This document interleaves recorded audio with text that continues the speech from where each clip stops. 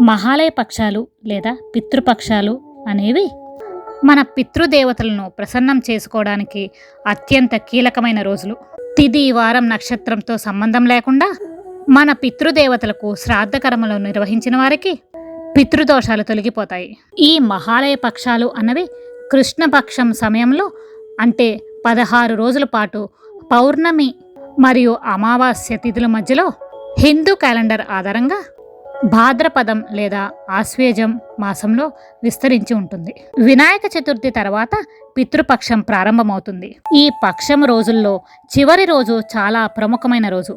దీనినే మహాలయ అమావాస్య లేదా పితృ అమావాస్య, సర్వపితృ అమావాస్య, పెద్దల అమావాస్య అని పిలుస్తారు. మన తల్లిదండ్రులు మన నడవడిక కారణంగా కలత చెందడము, మనం వారికి సమస్యలు కలిగించినప్పుడు మనం పితృదోషం వంటి తీవ్రమైన దోషాలకు గురవుతాము. పితృదోషాల కారణంగా అనేక సమస్యలు జీవితంలో వస్తాయి. మనం చేసే పనులు పూర్వీకులకు ఇష్టం లేకపోయినా, మన తల్లిదండ్రులు మనపై కోపంగా ఉన్నా ఇంట్లో తరచూ గొడవలు జరుగుతూ ఉంటాయి. కారణం లేకుండానే కుటుంబ సభ్యులు ఒకరితో ఒకరు గొడవలు ఆడుకుంటూ ఉంటారు. పూర్వీకుల కోపం వల్ల ఆ ఇంట్లో కుటుంబ సభ్యులకు అనారోగ్య సమస్యలు వస్తాయి.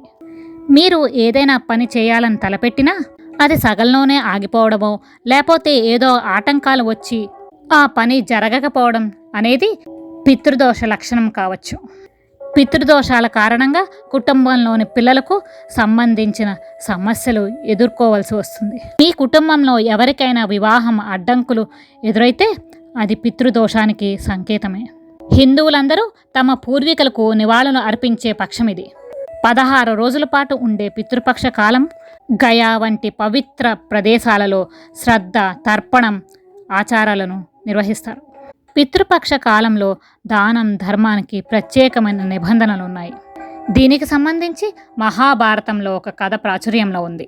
ఒకప్పుడు దాన ధర్మాలు చేసే కర్ణుడు తన జీవితకాలంలో కొన్ని వస్తువులను దానం చేయనందువలన అతని మరణానంతరం తిరిగి భూలోకానికి రావాల్సి వచ్చింది. దానాలు చేయడం, భక్తితో పుణ్యాలు చేయడంతో పాటు పూర్వీకులకు మరణించిన రోజున వారికి శ్రాద్ధం చేస్తారు. పూర్వీకులు సంతోషంగా ఉన్నప్పుడు ఇంట్లో ఆనందం, శ్రేయస్సు ఉంటుంది. పితృపక్షంలో 3 తరాల పూర్వీకులకు తర్పణం అందించే సాంప్రదాయం ఉంది. ఎవరైతే తన పూర్వీకులకు శ్రాద్ధ, పిండదానము ఆచరిస్తారో వారికి విశేష ఫలితాలు కలుగుతాయి. పితృపక్షంలో శ్రద్ధ, పిండదానం, దాతృత్వానికి ప్రత్యేక ప్రాముఖ్యత ఉంది. ఒక వ్యక్తి తన జీవిత కాలంలో ఏ దానం చేసినా ఆ తరువాతి కాలంలో కూడా అదే వాళ్ళకి దక్కుతుందని నమ్మకం. శ్రాద్ధ కర్మలు చేయడం ద్వారా వారి పూర్వీకుల ఆత్మస్వరూపానికి వెళుతుందని నమ్ముతారు. గరుడ పురాణంలో పుత్ర సంతానం కలిగిన తర్వాతనే మనిషి మోక్షానికి పొందుతాడని రాసి ఉండడం వలన పితృపక్ష సమయంలో అన్ని కర్మలను పుత్రుడు మాత్రమే ఆచరిస్తాడు. హిందూ పురాణాల ప్రకారం శ్రాద్ధ కార్యక్రమాలు పూర్తయిన తర్వాత పూర్వీకుల ఆత్మలు శాంతితో ఉంటాయని నమ్ముతారు.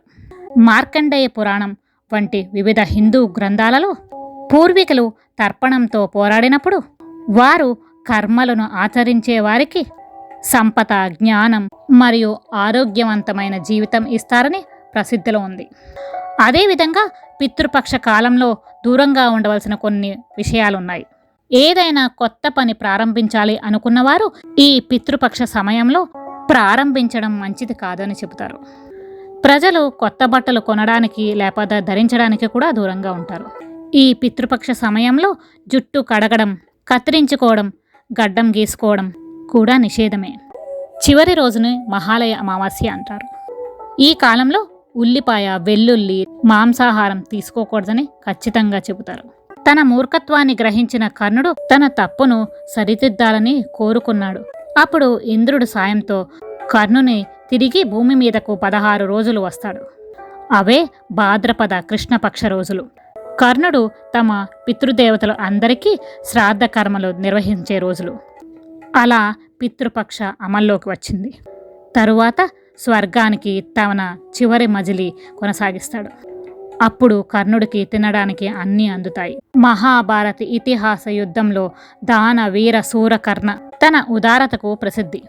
అతని ఆత్మ స్వర్గానికి మించిపోయింది. కానీ అతనికి తినడానికి బంగారం, విలువైన రత్నాలు మాత్రమే అందించారు. స్వర్గానికి వెళ్తున్న దారిలో, అంటే అతని చివరి ప్రయాణంలో దాహం వేసింది. నీరు తాగడానికి నది వద్దకు వెళితే అతను తాకగానే నది నీరు బంగారంగా మారిపోయింది. అలాగే ముందుకు వెళ్తుంటే మామిడి చెట్టు కనిపించింది. దాన్ని ముట్టుకోగానే అది కూడా బంగారంగా మారిపోయింది. అప్పుడు కర్ణుడు సూర్యుని విషయం గురించి అడిగారు. దానికి సమాధానంగా సూర్యుడు ఇలా చెప్పాడు: నీవు భూమిపై కేవలం సువర్ణము, గోదానము మాత్రమే చేశావు. మీ పితరులకు నిర్వహించాల్సిన ఆచారాలను పూర్తి చేయలేదు. ఎన్నడూ వస్త్రదానం, అన్నదానం చేయలేదు అని చెప్పాడు. ఆ దోషం కారణంగానే నీకు ఇప్పుడు తినడానికి తిండి, తాగడానికి నీరు దొరకటం లేదని వివరించి చెబుతాడు. అప్పుడు తన మూర్ఖత్వాన్ని గ్రహించిన కర్ణుడు ఇంద్రుని సాయంతో 16 రోజుల పాటు భూమి మీదకు వచ్చి అత్యంత భక్తి శ్రద్ధలతో పితృకార్యాన్ని జరిపించుకుంటాడు.